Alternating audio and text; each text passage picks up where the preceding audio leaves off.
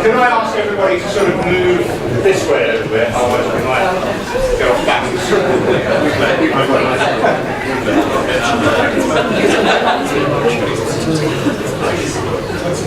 Can I ask that people move forward a little bit as well? It's trouble over here.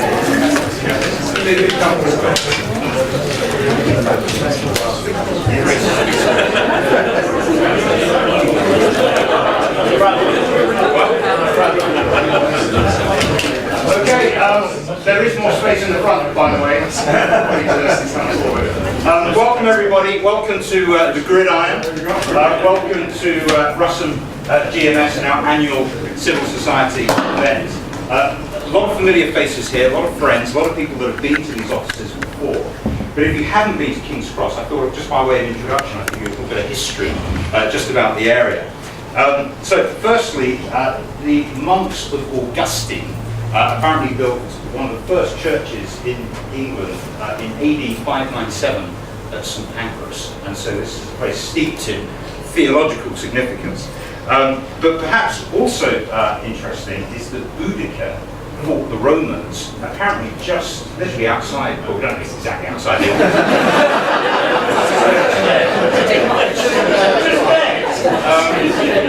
Great Northern Hotel. just by the Great Northern Hotel, and legend has it that she's actually buried under platform 9.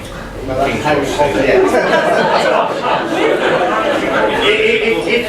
I heard that, Richard, if you walk 3/4 of the way up the platform, you can get the train to Hogwarts. So but in Victorian times, this place was a heartland, industrial heartland, and I was doing a bit of research. So you'd get grain from Lincolnshire, you'd have coal from Yorkshire, potatoes from East Anglia. I didn't know East Anglia grew potatoes, but apparently they did.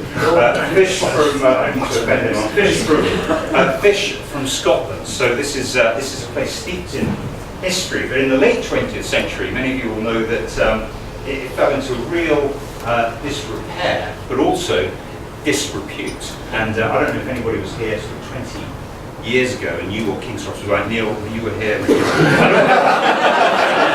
I knew you were here.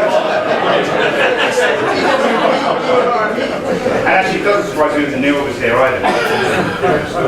But a quick anecdote. I was here 20 years ago, and I was actually on my way to visit a church in King's Cross. Yeah. I don't know who that was. And I was on my way, and this could actually unravel and go quite wrong, but for some reason I met this very young, very attractive, scantily clad woman. It was about 10 o'clock on a Sunday morning, and we ended up talking for some reason or another. And she said, I'm actually looking for the church as well. And I said, well, that's great, so am I. So we can go together. So we trundled. And I went to what was the place of worship, and she said, this isn't what I'm after. And I said, what are you after? And she said, well, actually, there's a nightclub called The Church. And it was full of, I think it was our cousins from the Southern Hemisphere. And it was one of these nightclubs that parted all the way through sort of Sunday morning into, even nodding your head? And so we just had very different ideas of how we wanted to spend Sunday morning in King's Cross. So that was 20 years ago, but it's undergone a renaissance. This whole area has been absolutely transformed. And this building that we're in acts as the gateway to what is Europe's largest regeneration project. And I was doing a bit of research on this. 67 acres of land is being developed, 2 million square feet of office. It really is quite incredible. And this building itself has been designed by the famous architect. Well, I'd never heard of him until we moved here, but somebody, I'm told he's quite famous, somebody called Chipperfield.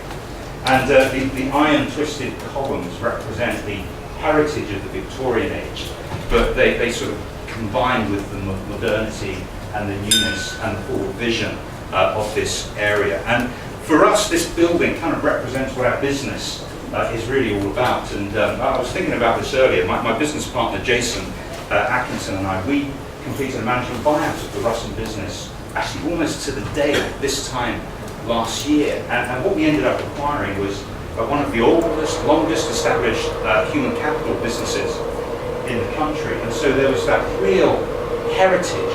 But what we've been able to do over the last 12 months with, I must say, some of the most talented, capable, ethically driven staff, you have to say, because they're all here.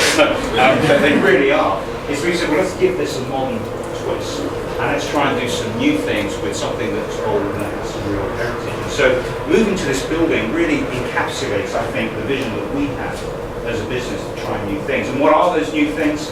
All sorts of things. Joint ventures.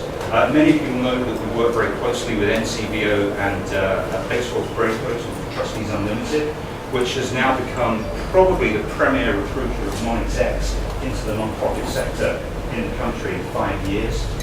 We've recently set up the world's first global interim management leadership group.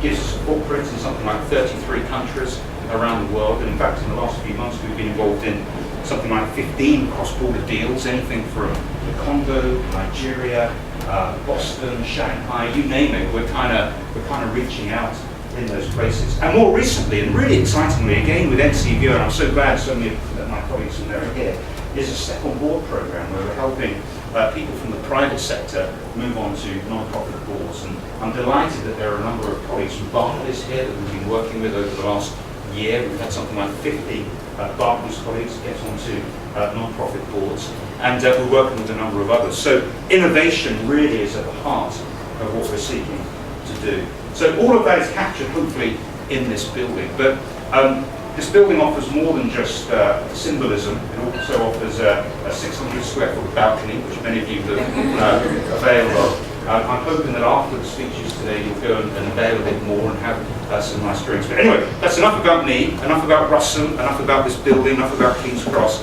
What we're really here to do is learn about the future and how it hinges on our sector. And I'm absolutely delighted that Sir Stuart Etherington has agreed to take a short stroll over from their building, which we can see from here, and come and share his thoughts with us. Stuart is a real towering figure in the sector. He's been a fantastic partner to our respective businesses, and I know that his organisation has provided a huge amount of support to so many of us for so many years. So Stuart's going to share some thoughts on the future of the sector. Stuart, thank you so much.